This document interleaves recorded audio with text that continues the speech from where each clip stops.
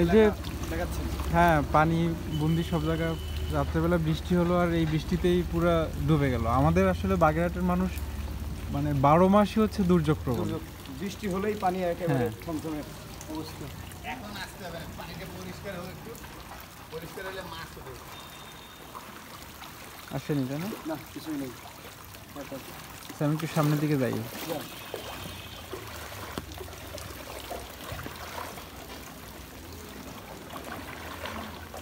আজকে মধ্যরাতের পর থেকে হচ্ছে সকাল পর্যন্ত ভারী বৃষ্টি হয়েছে। এখন বৃষ্টির পরিমাণটা একটু কমেছে, কিন্তু দেখতে পাচ্ছেন যে বাগেরহাটের বিভিন্ন লোকালয় পানিতে ডুবে গেছে। বিভিন্ন জায়গাতে দেখা গেছে 1 থেকে 1.5 ফুট, 2 ফুট, 3 ফুট পানি এরকম বিভিন্ন রাস্তাতে এরকমভাবে আছে। মানুষজন এর ভিতরেই হচ্ছে অভ্যস্ত। গত বেশ কয়েক বছর ধরে দেখছি যে প্রতি বছর বৃষ্টির সময় এ ধরনের পানিতে ডুবে যায়।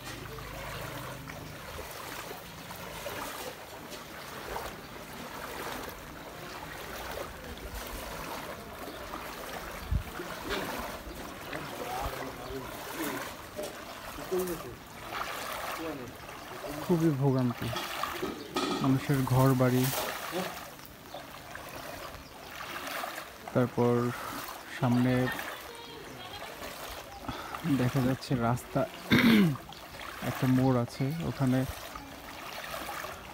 বাড়ির মধ্যেও পানি দেখা যাচ্ছে। কারো ঘরে পানি উঠেছে কিনা জানি না, তবে পানির যে মানে ভোগান্তি সেটা কিন্তু সবাই ভোগ করছে। যেদিকে দেখা যাচ্ছে বাড়ির মধ্যে পানি। প্রতি বছর এই বছরই, এই যে চলতি বছরের বর্ষায় প্রায় 2-3 বার এরকম পানিতে ডুবেছে। আর একবার পানিতে ডুবলে এসব এলাকায় প্রায় 3 দিন 4 দিন ডোবা থাকে। ওই দিক চলে গেছে।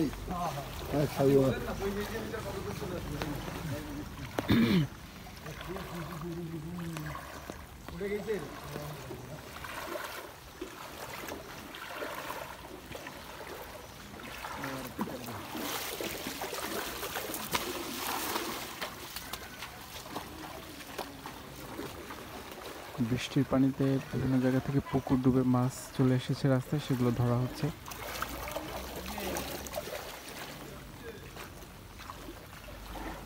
একই সময় বাংলাদেশের ফেনী, তারপর কুমিল্লা, নোয়াখালী, খাগড়াছড়ি, লক্ষ্মীপুর সহ বিভিন্ন জেলাতে বন্যা হচ্ছে।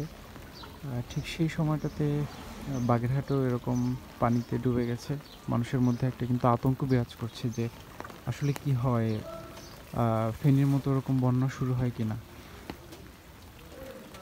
কিন্তু এখানে মানে 12 মাসই হচ্ছে এরকম। আপনার শীতকালেও যদি বৃষ্টি হয়, অনেক সময় তো শীতের সময় বৃষ্টি হয়, সেই বৃষ্টিতে হচ্ছে এখানে পানিতে ডুবে যায়।